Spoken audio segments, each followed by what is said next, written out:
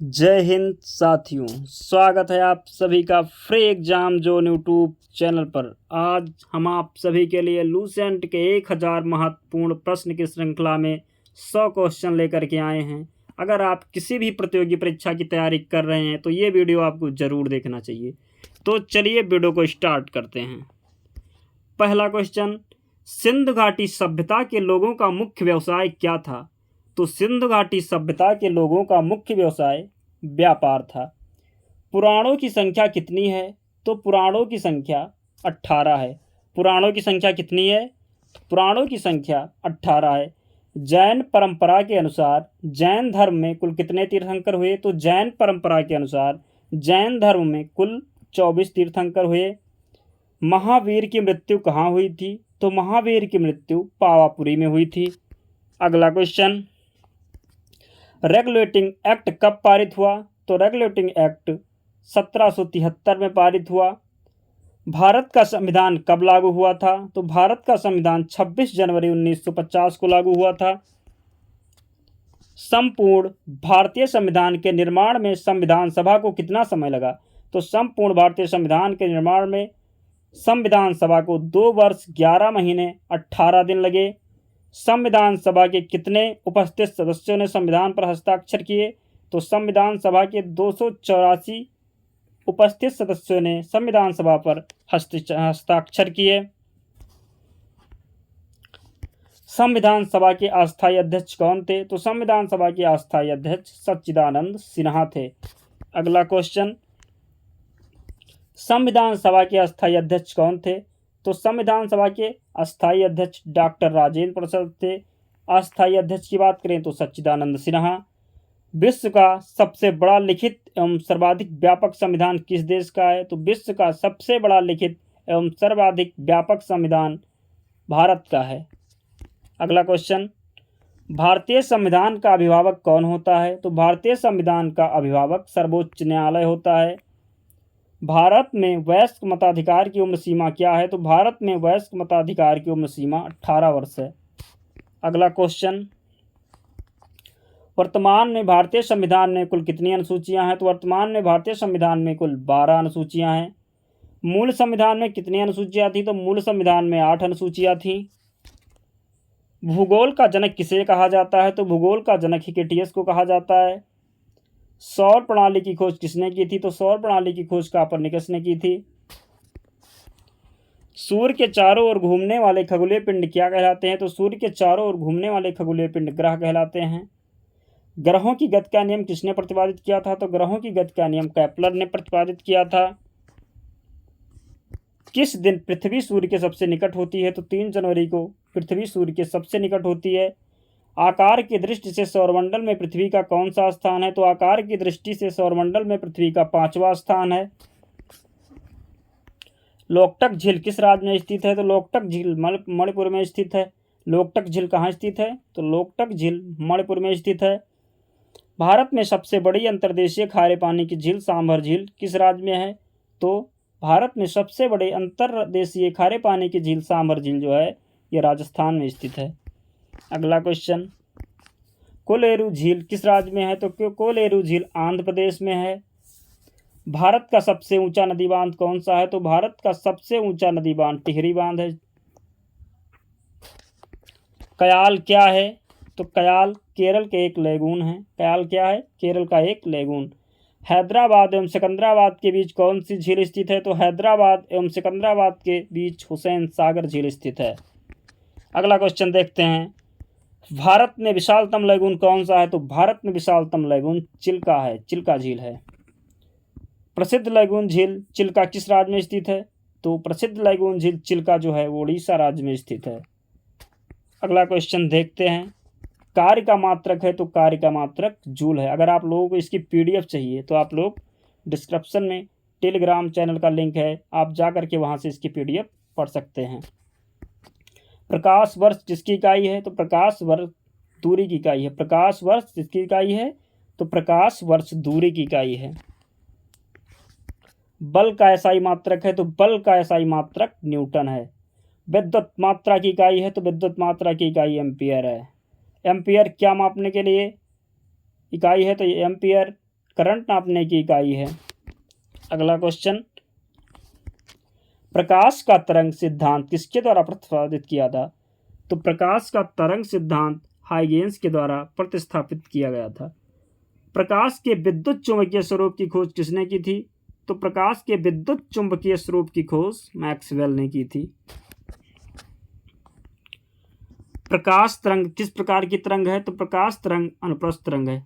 अगर आपने अब तक वीडियो को लाइक नहीं किया है तो प्लीज़ वीडियो को लाइक कर दीजिए। प्रकाश का वेग किसमें अधिकतम होता है? तो प्रकाश का वेग निर्वात में अधिकतम होता है। प्रकाश का वेग सर्वप्रथम किसने ज्ञात किया था? तो प्रकाश का वेग सर्वप्रथम रोमर ने ज्ञात किया था। चंद्र ग्रहण कब होता है? तो चंद्र ग्रहण पूर्णिमा के दिन होता है। किस दिन? चंद्र ग्रहण पूर्णिमा के दिन होता है। सूर्य ग्रहण कब होता है? तो सूर्य ग्रहण अमावस्या के दिन होता है। सूर्य ग्रहण कब होता है? अमावस्या के दिन। लाल कांच को अधिक ताप पर गर्म करने पर वह कैसा दिखाई देगा? तो जब हम लाल कांच को अधिक ताप पर गर्म करेंगे तो वह हरा दिखाई देगा। प्रकाश का रंग निश्चित किया जाता है। तो प्रकाश का रंग तरंगदैर्घ्य द्वारा निश्चित किया जाता है। सूर्य की किरणों में कितने रंग होते हैं? तो सूर्य की किरणों में 7 रंग होते हैं। यदि वायुमंडल ना हो तो पृथ्वी में आकाश किस रंग का दिखाई देगा? तो यदि वायुमंडल ना हो तो पृथ्वी में आकाश काला रंग का दिखाई देगा। कंप्यूटर का पितामह किसे कहा जाता है? तो कंप्यूटर का पितामह चार्ल्स बेबेज को कहा जाता है। किसे कहा जाता है कंप्यूटर का पितामह? Charles Babbage. सर्वप्रथम आधुनिक कंप्यूटर की खोज हुई थी? तो सर्वप्रथम आधुनिक कंप्यूटर की खोज 1946 में हुई थी। कंप्यूटर की भौतिक बनावट क्या कहलाती है? तो कंप्यूटर की भौतिक बनावट हार्डवेयर कहलाती है। कंप्यूटर का नियंत्रक भाग कहलाता है? तो कंप्यूटर का नियंत्रक भाग सीपीयू कहलाता है। कंप्यूटर का सबसे महत्वपूर्ण भाग है? तो कंप्यूटर का सबसे महत्वपूर्ण भाग सीपीयू है। कंप्यूटर में किस शब्द की लंबाई किस में मापते हैं? तो कंप्यूटर में किसी शब्द की लंबाई बिट में मापते हैं। किस में? कंप्यूटर में किसी शब्द की लंबाई बिट में मापते हैं। डिजिटल कंप्यूटर किस सिद्धांत पर कार्य करता है? तो डिजिटल कंप्यूटर गणना के सिद्धांत पर कार्य करता है। सर्वाधिक शक्तिशाली कंप्यूटर कौन सा है? तो सर्वाधिक शक्तिशाली कंप्यूटर सुपर कंप्यूटर है। नेक्स्ट क्वेश्चन देखते हैं, भारत की प्रथम महिला राष्ट्रपति कौन थी? तो भारत की प्रथम महिला राष्ट्रपति प्रतिभा देवी सिंह पाटिल थी। भारत की प्रथम महिला राष्ट्रपति कौन थी? प्रतिभा देवी सिंह पाटिल। प्रथम महिला कांग्रेस अध्यक्ष कौन थी? तो प्रथम महिला कांग्रेस अध्यक्ष डॉक्टर एनी बेसेंट थी। कौन थी? प्रथम महिला कांग्रेस अध्यक्ष डॉक्टर एनी बेसेंट थी। अंतरिक्ष में पहुंचने वाले प्रथम भारतीय कौन थे? तो अंतरिक्ष में पहुंचने वाले प्रथम भारतीय राकेश शर्मा थे। अंतरिक्ष में पहुंचने वाले प्रथम भारतीय कौन थे? तो अंतरिक्ष में पहुंचने वाले प्रथम भारतीय राकेश शर्मा थे। सबसे बड़ा महाद्वीप कौन सा है? तो सबसे बड़ा महाद्वीप एशिया महाद्वीप है। सबसे बड़ा महाद्वीप कौन सा है? तो सबसे बड़ा महाद्वीप एशिया है। सबसे बड़ा महासागर कौन सा है? तो सबसे बड़ा महासागर प्रशांत महासागर है। सबसे लंबी दीवार कौन सी है? तो चीन की दीवार सबसे लंबी दीवार है। भारत की संसद को किस नाम से जाना जाता है? तो भारत की संसद को संसद के नाम से जाना जाता है। पाकिस्तान की संसद को किस नाम से जाना जाता है? तो पाकिस्तान की संसद को नेशनल असेंबली के नाम से जाना जाता है। नेपाल की संसद को किस नाम से जाना जाता है? तो नेपाल की संसद को राष्ट्रीय पंचायत के नाम से जाना जाता है। बांग्लादेश की संसद को किस नाम से जाना जाता है? तो बांग्लादेश की संसद को जातीय संसद के नाम से जाना जाता है। ये क्वेश्चन बहुत महत्वपूर्ण है, तो आप लोग इसे याद कर लीजिएगा। एलिफेंटा की गुफाएं किस राज्य में स्थित हैं? तो एलिफेंटा की गुफाएं मुंबई महाराष्ट्र में स्थित हैं। कहाँ? एलिफेंटा की गुफाएं कहाँ हैं? तो महाराष्ट्र में स्थित हैं। कोची इनका किला कहाँ स्थित है? तो कोची इनका किला केरल राज्य में स्थित है। एलोरा की गुफाएं कहाँ पर स्थित हैं? तो एलोरा की गुफाएं औरंगाबाद महाराष्ट्र में स्थित हैं। भारतीय कृषि अनुसंधान संस्थान कहाँ स्थित है? तो भारतीय कृषि अनुसंधान संस्थान नई दिल्ली में स्थित है। भारतीय कृषि अनुसंधान संस्थान कहाँ स्थित है? तो इसका राइट आंसर होगा नई दिल्ली। मेजर ध्यानचंद को किस उपनाम से जाना जाता है? तो मेजर ध्यानचंद को हॉकी के जादूगर के उपनाम से जाना जाता है। दोस्तों, अगर आपने हमारे चैनल को अब तक सब्सक्राइब नहीं किया है तो प्लीज़ चैनल को सब्सक्राइब कीजिए, वीडियो को लाइक कीजिए और शेयर कीजिए। अगला क्वेश्चन देखते हैं। सौरभ गांगुली को किस उपनाम से जाना जाता है? तो सौरभ गांगुली को बंगाल टाइगर के उपनाम से जाना जाता है। मैरी कॉम को किस नाम से जाना जाता है? तो मैरी कॉम को सुपर मॉम के नाम से जाना जाता है। संविधान सभा में महिला सदस्यों की संख्या कितनी थी? तो संविधान सभा में महिला सदस्यों की संख्या 15 थी। संविधान सभा में एकमात्र मुस्लिम महिला सदस्य कौन थी? तो संविधान सभा में एकमात्र मुस्लिम महिला सदस्य बेगम एजाज रसूल थी। कौन? बेगम एजाज रसूल। हरिपुरा अधिवेशन कब हुआ था? तो हरिपुरा अधिवेशन 1938 में हुआ था। कांग्रेस को कितने चरणों में बांटा गया था? तो कांग्रेस को 3 चरणों में बांटा गया था। नेक्स्ट क्वेश्चन देखते हैं। गांधी जी से संबंधित एकमात्र अधिवेशन कौन सा है? तो गांधी जी से संबंधित एकमात्र अधिवेशन बेलगाम का अधिवेशन है। कौन सा? बेलगाम के अधिवेशन की अध्यक्षता महात्मा गांधी जी ने की थी। साइमन कमीशन भारत कब आया? तो साइमन कमीशन भारत 1928 में आया। नेक्स्ट क्वेश्चन देखते हैं। काकोरी कांड कब हुआ था? तो काकोरी कांड 9 अगस्त 1925 को हुआ था। कब हुआ था? 9 अगस्त 1925 को। आर्य समाज के संस्थापक कौन थे? तो आर्य समाज के संस्थापक स्वामी दयानंद सरस्वती जी थे।